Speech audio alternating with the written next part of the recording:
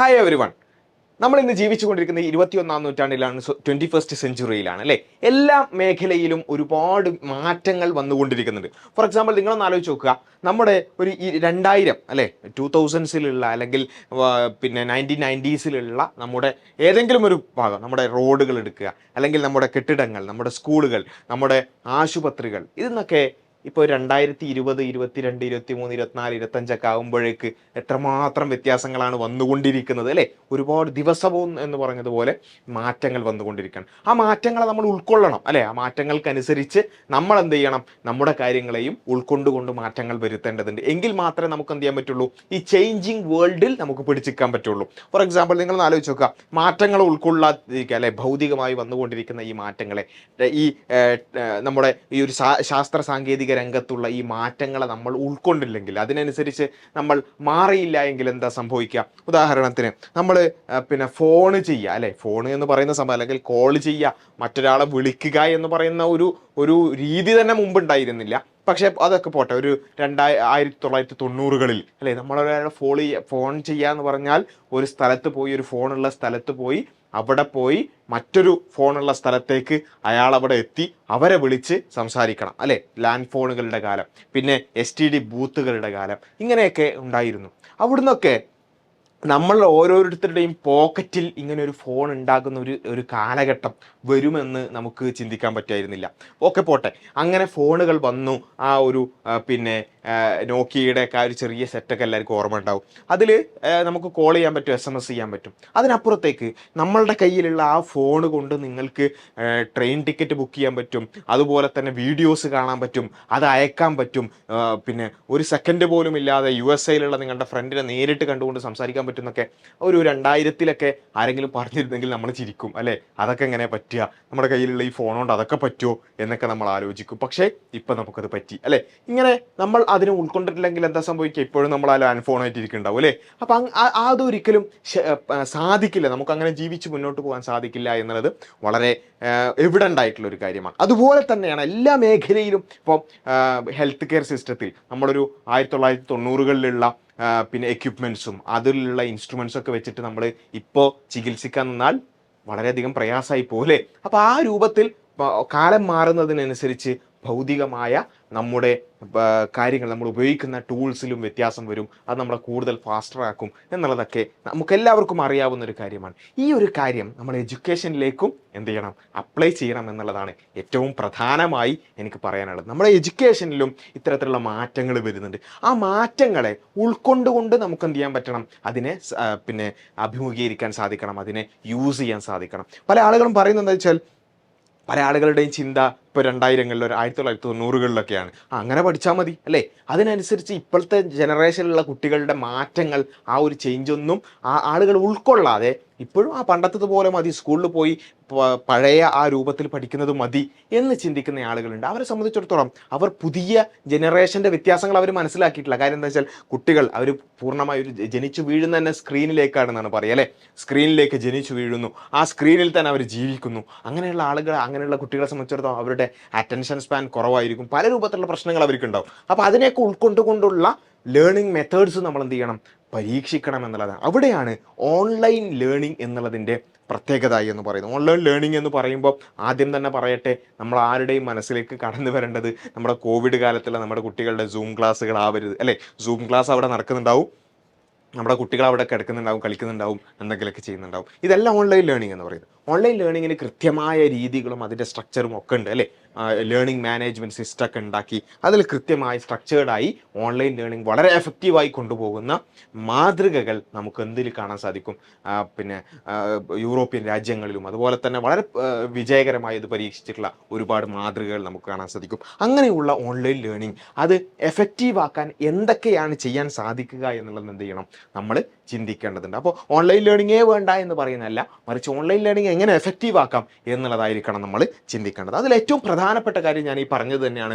Just ഏതെങ്കിലും ഒരു യൂട്യൂബിൽ വീഡിയോ കാണുക, അല്ലെങ്കിൽ ഒരു സൂം ക്ലാസ് അങ്ങോട്ട് നടത്തുക, ഇതല്ല ഓൺലൈൻ ലേണിംഗ് എന്ന് പറയുന്നത്. അത് കൃത്യമായൊരു ലേണിംഗ് മാനേജ്മെൻറ്റ് സിസ്റ്റം വേണം, അതിന് ട്രാക്ക് ചെയ്യാനുള്ള സംവിധാനങ്ങൾ വേണം, അത് മെൻറ്റർ ചെയ്യാനുള്ള സംവിധാനങ്ങൾ വേണം. ഇതൊക്കെ ഉണ്ടെങ്കിൽ മാത്രമേ ഓൺലൈൻ ലേണിംഗ് ആവുള്ളൂ. അല്ലെങ്കിൽ അത് ഓൺലൈൻ ലേണിംഗ് അല്ല, അത് കേവലം ഒരു വീഡിയോ എടുക്കുക അല്ലെങ്കിൽ ലൈവ് എടുക്കുക എന്ന് മാത്രമേ മാത്രമേ അതിന് പറയാൻ പറ്റുള്ളൂ അല്ലേ. അപ്പോൾ അവിടെ കുട്ടികളെ സംബന്ധിച്ചിടത്തോളം അതിലേതൊക്കെ രൂപത്തിലാണ് അതിനെ ഏറ്റവും എഫക്റ്റീവാക്കി മാറ്റാൻ സാധിക്കുക എന്നുള്ളത് നമ്മൾ ചിന്തിക്കേണ്ടതുണ്ട്. അത് ഏറ്റവും പ്രധാനം create A dedicated study space എന്നുള്ളതാണ്. ഓൺലൈൻ ലേണിംഗ് എന്ന് പറഞ്ഞാൽ കയ്യിൽ മൊബൈലും പിടിച്ച് കിടന്നുറങ്ങി ഈ കാണാനുള്ള ഒരു കാര്യമല്ല. കൃത്യമായ ഒരു സ്ട്രക്ചേർഡ് ആയിട്ടുള്ള ഒരു സ്റ്റഡി സ്പേസ് നമുക്ക് വേണം. അവിടെ നമുക്ക് ക്ലാസ്സുകൾ കാണാനും അതിന് നോട്ട് എഴുതി വെക്കാനും അത് മാർക്ക് ചെയ്യാനും അതുപോലെ തന്നെ അത് പ്രധാനപ്പെട്ട കാര്യങ്ങൾ അത് സ്റ്റിക്ക് നോട്ട് ചെയ്യാനും ഒക്കെയുള്ള സംവിധാനങ്ങൾ നമുക്ക് എന്ത് വേണം, അത്തരത്തിലുള്ള ഒരു സ്പേസ്. ഞാനീ പറയുന്നത് ഈ രൂപത്തിലുള്ള എല്ലാ സംവിധാനങ്ങളും വേണം എന്നുള്ളതല്ല, മറിച്ച് നമ്മുടെ കഴിവ് ഏത് രൂപത്തിലാണ്, നമുക്ക് ഏത് രൂപത്തിലാണ് വേണ്ടത്,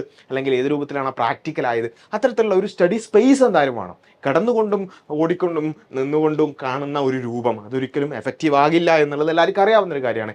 ആ രൂപത്തിലുള്ള ഒരു ഡെഡിക്കേറ്റഡ് ഒരു സിംഗിൾ സ്പേസ്, അതൊന്നുമില്ലെങ്കിൽ ഒരു പിന്നെ ടേബിളും ചെയറും മാത്രമാണെങ്കിൽ പോലും അത് സ്ഥിരമായി നമുക്ക് പഠിക്കുവാനും ക്ലാസ്സുകൾ കാണാനുമുള്ള ഒരു സ്പേസ് നമ്മൾ എന്ത് ചെയ്യണം, നിർബന്ധമായും ഓൺലൈൻ ലേണിംഗ് ഉപയോഗപ്പെടുത്തുന്ന കുട്ടികളെ സംബന്ധിച്ചിടത്തോളം നിർബന്ധമായും അവരത് ചെയ്യണം എന്നുള്ളതാണ് ഒന്നാമത്തെ കാര്യം. രണ്ടാമത്തത് എസ്റ്റാബ്ലിഷ് എ കൺസിസ്റ്റന്റ് റൂട്ടീൻ എന്നുള്ളതാണ്. റൂട്ടീൻ അതുപോലെ തന്നെ ടൈം മാനേജ്മെന്റ് രണ്ടും അതിൻ്റെ കൂടെ പറയാവുന്ന ഒരു കാര്യമാണ്. നമ്മുടെ ഈ ഓൺലൈൻ ലേണിങ്ങിൻ്റെ പ്രശ്നം എന്താ വെച്ചാൽ പലപ്പോഴും റെക്കോർഡഡ് ക്ലാസ്സുകളായിരിക്കും കൂടുതലായിട്ടും ഉണ്ടാവുക. ഈ റെക്കോർഡഡ് ക്ലാസ്സുകൾ അതവിടെ അവൈലബിൾ ആണല്ലോ അല്ലേ, അത് ഇന്ന് കണ്ടാലും ഇല്ലെങ്കിൽ നാളെ അത് കാണാലോ, മറ്റന്നാളും ഇത് കാണാലോ, അതിൻ്റെ അപ്പുറം ഇത് കാണാലോ എന്ന രൂപത്തിൽ നമ്മൾ എന്ത് ചെയ്യും, അത് ലാഗ് ചെയ്യുന്ന ഒരു അവസ്ഥ പൊതുവിൽ ഓൺലൈൻ ലേണിങ്ങിൻ്റെ ഒരു പ്രശ്നമാണ്. ഇത് നമ്മൾ പിന്നെ ടാക്കിൾ ചെയ്തില്ല എന്നുണ്ടെങ്കിൽ ഓൺലൈൻ ലേണിംഗ് എഫക്റ്റീവ് ആകൂല എന്നുള്ള കാര്യത്തിൽ യാതൊരു സംശയമില്ല. അതുകൊണ്ട് കൃത്യമായ റൂട്ടീൻ, അതായത് ഫോർ എക്സാമ്പിൾ നിങ്ങളിപ്പോൾ രാവിലെ 6 മണിക്ക് എഴുന്നേൽക്കുന്നു, 6 മണിക്ക് എഴുന്നേറ്റ് നിങ്ങൾക്ക് രാവിലെ അതിനുള്ള സമയം കിട്ടുന്നുണ്ടെങ്കിൽ ഒരു 6 to 7